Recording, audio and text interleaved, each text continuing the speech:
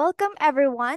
Here we are here today to discuss about the analysis of financial statement. Before we proceed to the topic of financial statement, let's know about what is our agenda for today. Next.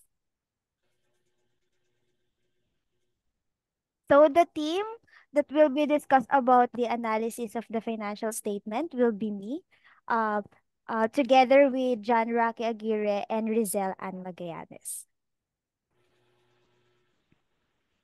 So our agenda is to know about the ratio analysis, liquidity ratio, asset management ratio, debt management ratio, profitability ratio, market value ratio, trend analysis, dew point equation, comparative ratio and benchmarking, uses of limitations and ROI, problems with ROE, looking beyond the numbers. So the first part of our topic, uh, next, is ratio analysis. Ratio analysis, an accounting method that uses financial statements like balance sheets and income statements to gain insights into a company's financial health. Ratio analysis is designed to help us evaluate a financial statement.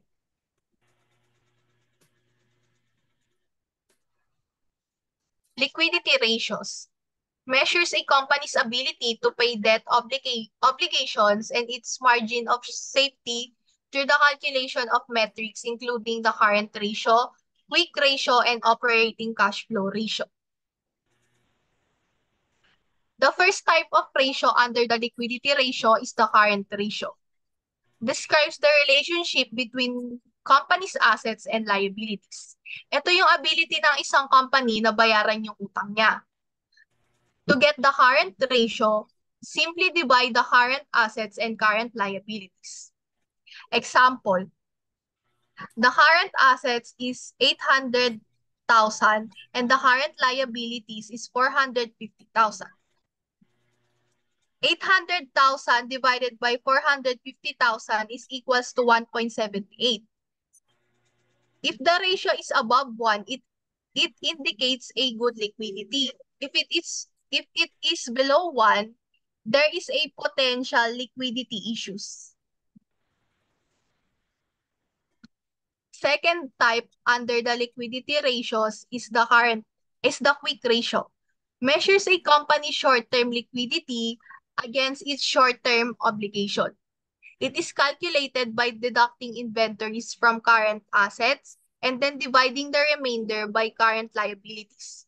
For example, the current assets is 800,000, the inventories is 300,000, and the current liabilities is 450,000.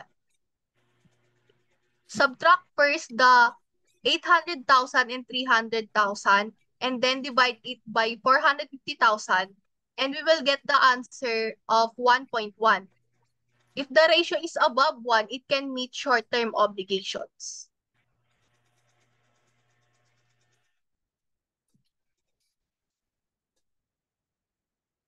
Asset management ratio.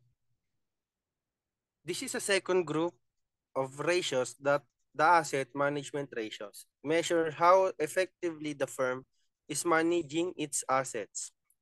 If a firm has too many assets, its cost of capital will be too high and its profits will be depressed. Explanation for that is, ang asset management ratio raw ay ginagamit upang suriin ang kahusayan or efficiency ng isang company sa pamamahala ng kanilang ari-arian or asset upang magbigay or mag-generate ng kita or sales. This ratio emphasizes on how efficient the company is in handling their assets. May mga halimbawa yung asset management ratio. Una ay inventory turnover ratio. Next slide.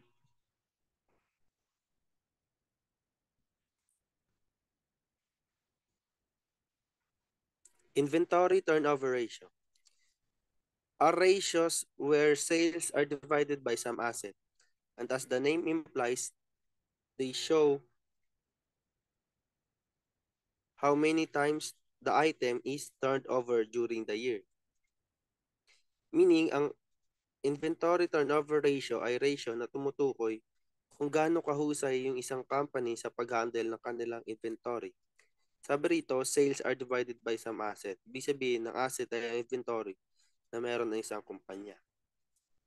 Merong formula dito na inventory turnover ratio is equal to sales divided by inventories.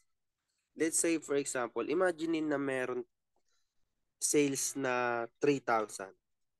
Tapos, merong inventory na 615. So, i-divide yun bali yung dalawa. 3,000 na sales divided by 615 na inventories. Meron kang 4.9 times. Given na merong industry average na 10.9. So, bali yung sagot, meron inventory turnover ratio na 4.9 tapos industry average ay 10.9. Meaning, mas mataas ang industry average na 10.9 kaysa sa inventory na 4.9. As a result, hindi maganda yung nagiging performance ng isang company. This suggests that it is holding too much inventory.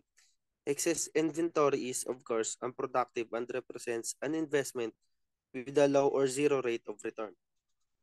So next is day sales outstanding. Next slide. Day sales outstanding represents the average length of time that the firm must wait after making a sale before receiving cash. Para maging efficient ang takbo ng isang business, kailangan makolekta yung accounts receivable as soon as possible.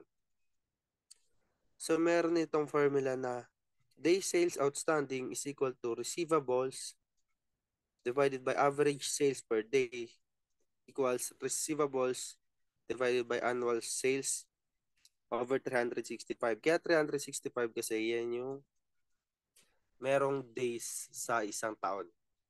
So baling gagawin muna dapat dyan, receivables divided by annual sales over 365. So given na meron tayong 375 divided by 3,000, tapos divided natin sa number of days sa isang taon, which is 365, then equals 375 na receivables again, divided by sa sagot ng annual sales divided by 365. Ang sagot ay 8.2192.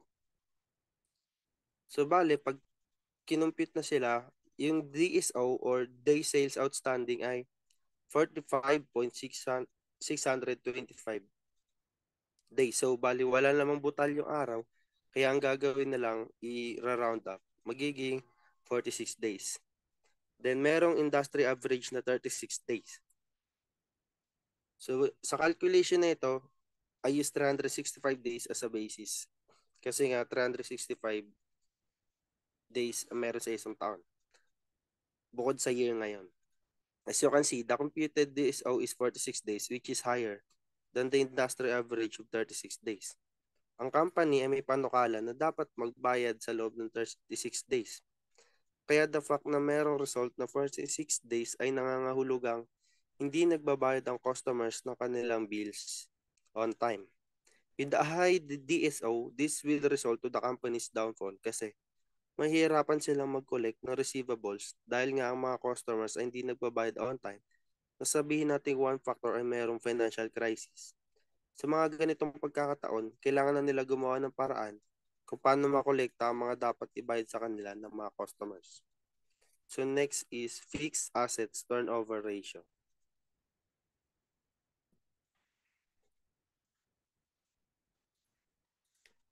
Sa fixed assets turnover ratio naman, it is the fixed assets turnover ratio measures how effectively the firm uses its plant and equipment.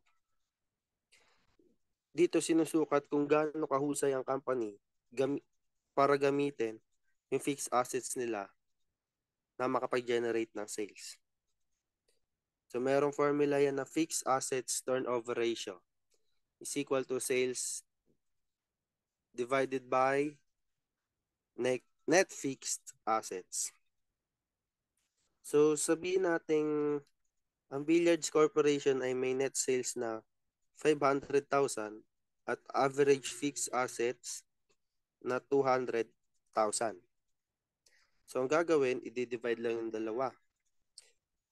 500,000 divided by 200,000 is 2.5. Therefore, ang fixed assets turnover ratio ng Billiards Corporation ay 2.5. Meaning sa bawat dollar na kanilang average fixed assets, nakakagawa ang corporation na ito ng $2.50 na net sales.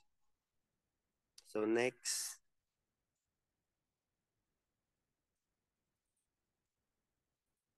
is the total assets turnover ratio. The final asset management ratio. Ito na yung panghuli. Ito yung sinusukat kung gaano kahusay ang isang company mag-generate ng sales or revenue. Parang same lang sila ng fixed assets turnover ratio. Kaso ito, kabuuan na. Ang formula niya ay total assets turnover ratio is equal to sales over total assets. So imaginein ulit natin na meron tayong 3,000 na sales. Then 2,000 na total assets. So i-divide yung 3,000 tsaka 2,000. Ang magiging sagot ay 1.5. Then meron ulit tayong industry average na 1.8. So nakikita rito na mas mataas ang industry average kaysa sa total assets turnover ratio.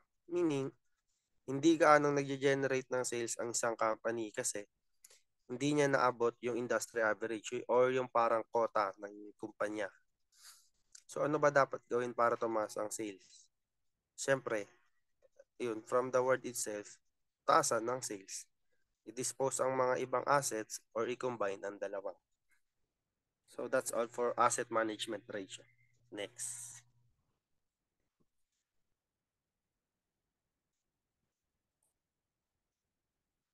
The debt management ratio.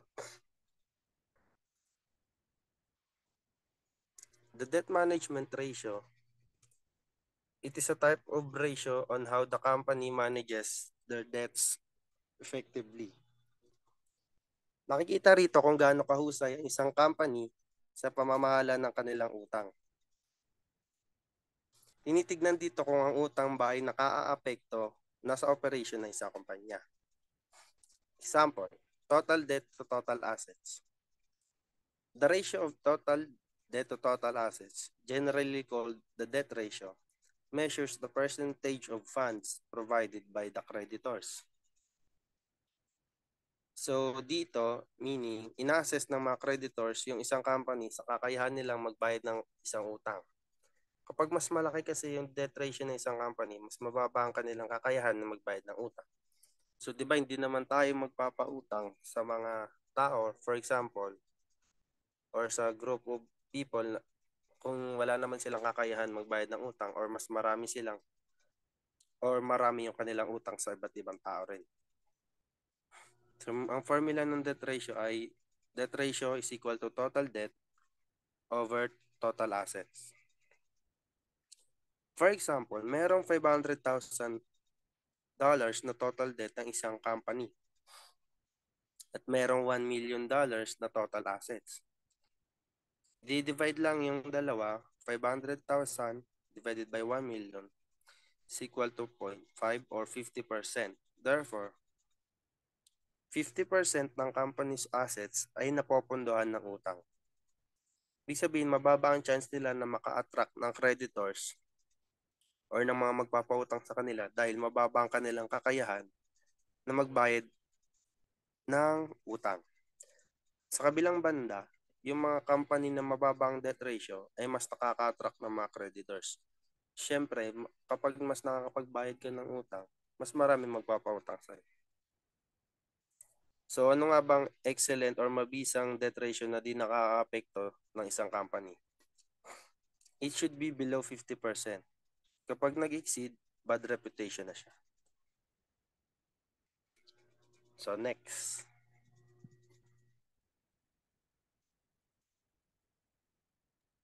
Let's go to the profitability ratio.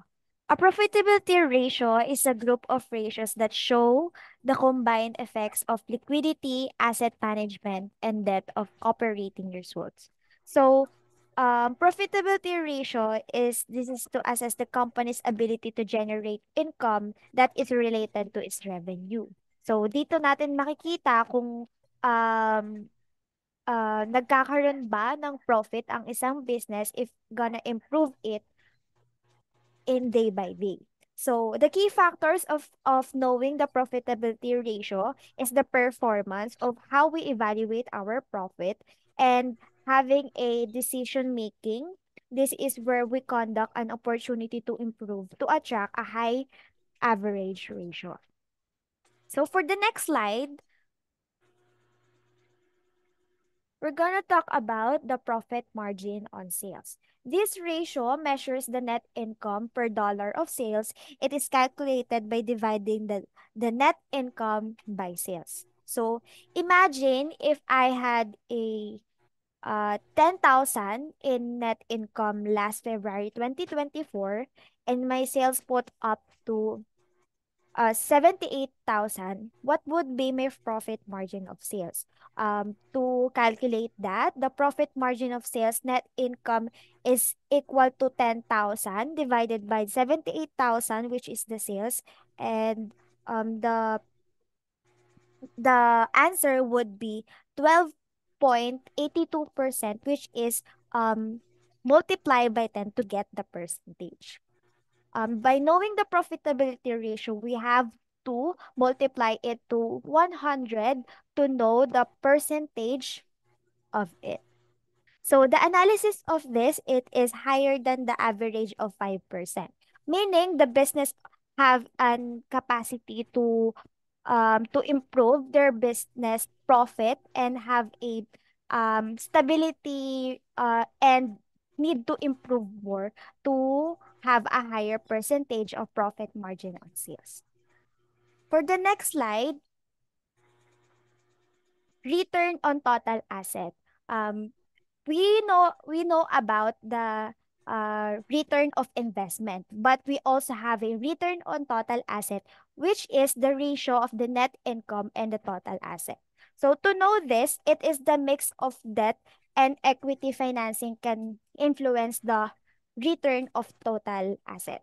Companies with higher proportion of debt may have higher financial leverage, which can magnify returns but also increase risk. Balancing debt levels to optimize returns without overleveraging is crucial by maximizing the return of total asset. So, to imagine the example, if I had a net income last February 2024 of 5,400 and it will be um divided by the total asset, which is 10,000. So what would be my return on total asset? So the answer would be is 5.4. The analysis is lower than the average of 9%, which is mas malaki pa rin yung utang na meron ng isang business kasi sa asset niya. So meron din tayong analysis neto na binabayaran pa rin ni owner or ng business yung utang na meron siya sa asset na meron siya today. So for the next,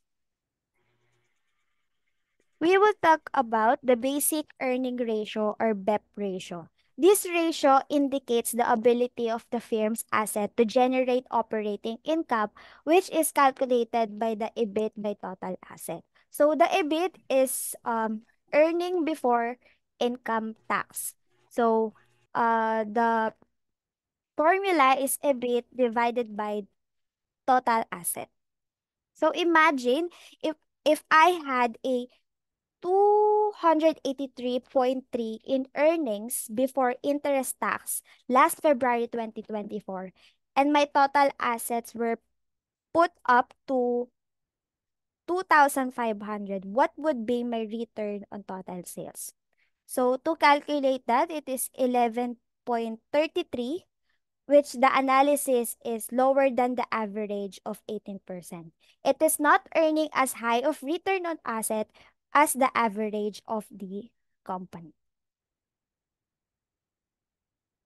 So, to correct, the EBIT is interest before taxes.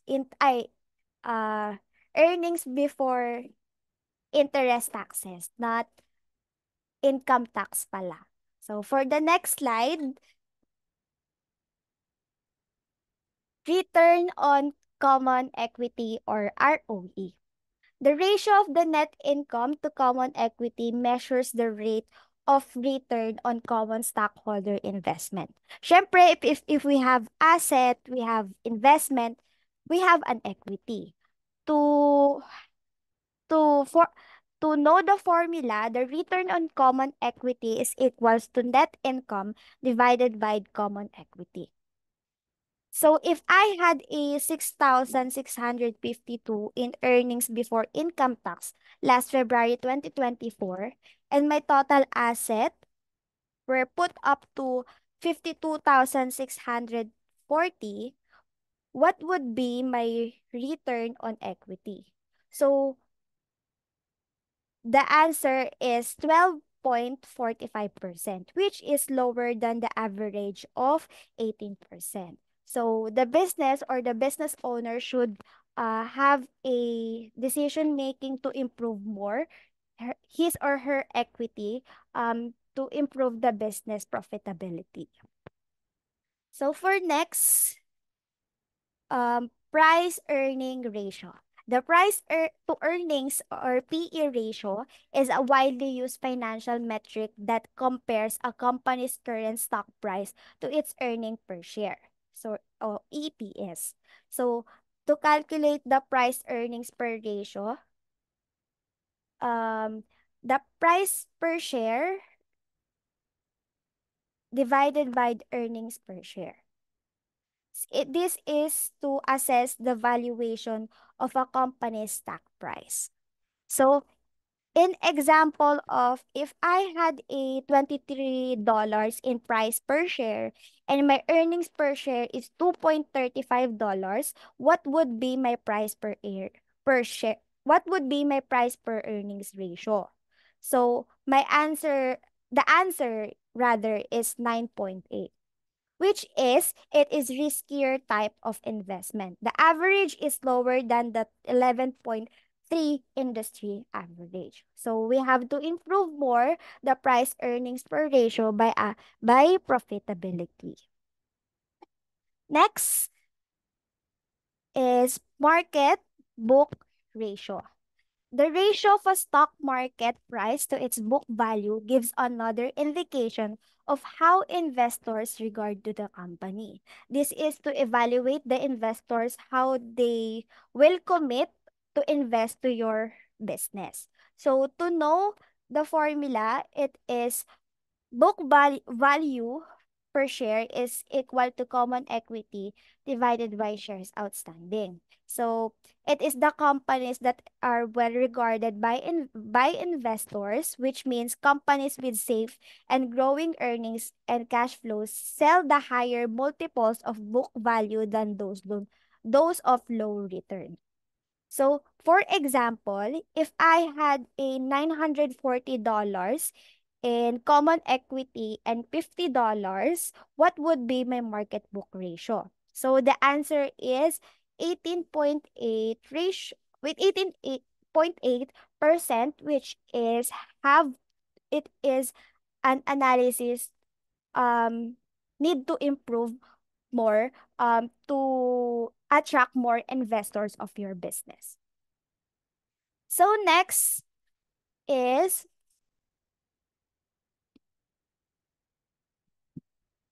market book ratio.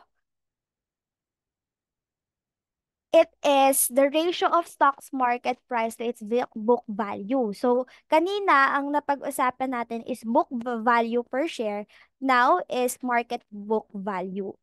For the next slide, trend analysis.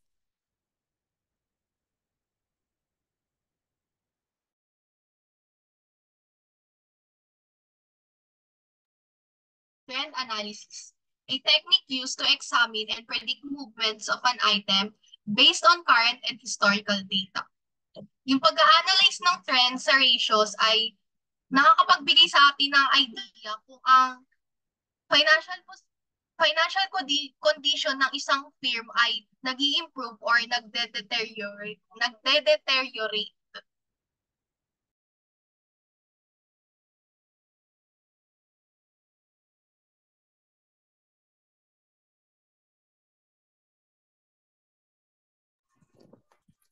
So next is the DuPont equation. So as per Sir Hamon, hindi naman daw na kailangan banggitin yung mga formula niya, kaya ito na lang, babasahin ko na lang. The DuPont equation, the profit margin times the total assets turnover is called the basic DuPont equation. And it gives the rate of return on equity. Dahil mahaba yung DuPont equation dun sa source, hindi ko na lang siya babanggitin. So, bali yan na lang yung meaning. So, next is... So for the comparative ratios benchmarking, comparative ratios and benchmarking are critical tools for assessing a company's performance compared to industry's peers and historical data. Businesses can learn about their strengths and weaknesses by examining comparative ratios, including profitability, liquidity, and efficiency indicators.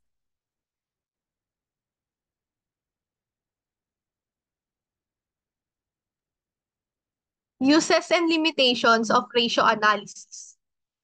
Ratio analysis is used to evaluate a company's financial performance, discover patterns over time, compare performance to industry benchmarks, and aid in decision-making processes including investment analysis and budgeting. Some uses of ratio analysis are helps in decision-making, helps in financial planning and forecasting, and helps in communicating. For the limitations of ratio analysis, first is the limited use of single ratio. Second is the change of accounting procedure. And lastly is the window dressing. Window dressing means the management improves the appearance of a company's financial statement before releasing it publicly.